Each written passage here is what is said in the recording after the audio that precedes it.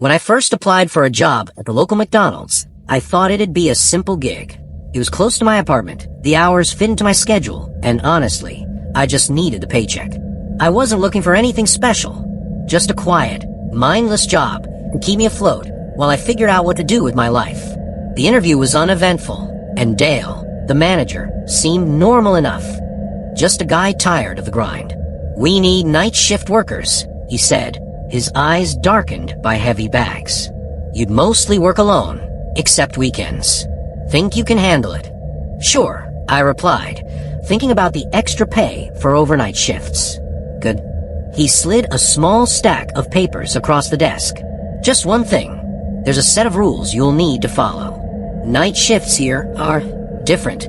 I thought he was joking. Rules? At a McDonald's? What could possibly be so unique about flipping burgers at midnight? On my first shift, Dale handed me a laminated sheet of paper. His expression was unusually serious, as if he were handing me classified information.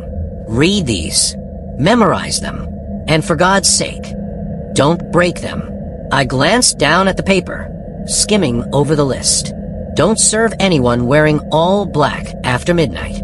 If the lights flicker in the dining area, lock the doors and hide in the freezer. At exactly 3:33 a.m., someone will knock on the front door. Do not look. Do not answer. If you hear footsteps on the roof, stay inside until they stop. Never investigate. Do not acknowledge the man with the empty tray." I laughed nervously.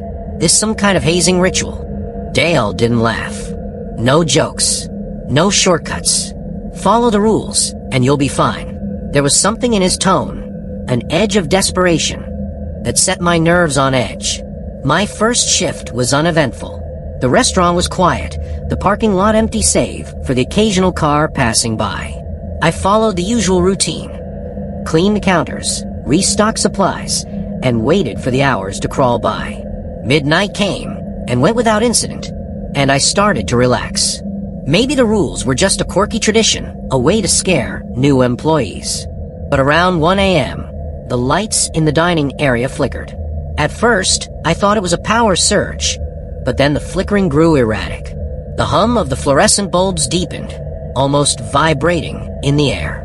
I froze, remembering the rule. Lock the doors and hide in the freezer. I hesitated. Could it really be that serious? Then I saw it. A shadowy figure standing outside the glass doors. They were tall, their silhouette shrouded in darkness. I couldn't make out their face, but they were motionless, staring into the restaurant. Panic gripped me.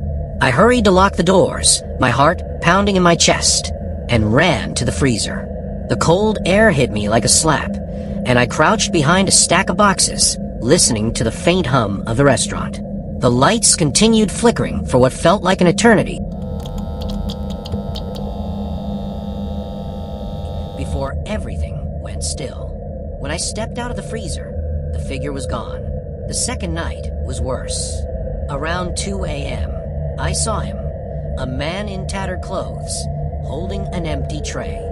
He stood near the counter, staring at me with hollow eyes. "Can I help you?" I asked hesitantly. He didn't respond, didn't move. He just stared. The rule echoed in my mind. Do not acknowledge the man with the empty tray. I turned away, pretending to busy myself with cleaning, but I could feel his gaze burning into the back of my neck. Minutes passed. When I finally mustered the courage to glance back, he was gone. The worst came on my third night. At exactly 3:33 a.m., I heard it, a knock at the front door. It was soft at first, almost polite. I froze, my heart racing. Do not look. Do not answer. The knocking grew louder, more insistent. It wasn't just someone wanting service. It felt like a demand. "Let me in," a voice called, muffled through the glass. I stayed behind the counter, clutching a mop like it could protect me. The knocking stopped, replaced by a scratching sound, like nails dragging across the glass. I couldn't help myself. I peeked around the corner, and there she was, a woman with tangled hair and pale skin, her face pressed against the glass. Her eyes locked onto mine, and she smiled. "Let me in," she whispered. I bolted to the back office, locking the door behind me. The scratching continued for a few minutes before fading into silence. By my 4th week, I was barely holding it together. The sleepless nights, the constant paranoia, it was taking a toll. Then, one night, the footsteps on the roof started. They were slow and deliberate, each step echoing above me. I tried to ignore them, but curiosity got the better of me. I stepped outside, craning my neck to look up. That's when I saw it. A figure crouched on the roof. Its limbs impossibly long, its head cocked at an unnatural angle. It turned to look at me, and I felt an icy wave of dread. I ran back inside, locking the door behind me, and huddled in the corner until dawn. The next morning, I confronted Dale. "What is this place?" I demanded. "What's happening here?" Dale sighed, looking older than ever. "This isn't just a McDonald's. It hasn't been for a long time. The rules, they're the only thing keeping you alive." I wanted to quit, but something held me back. A morbid curiosity, maybe, or the lingering fear that whatever was outside might follow me home.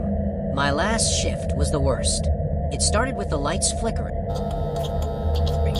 Then the man with the tray appeared, followed by the footsteps on the roof.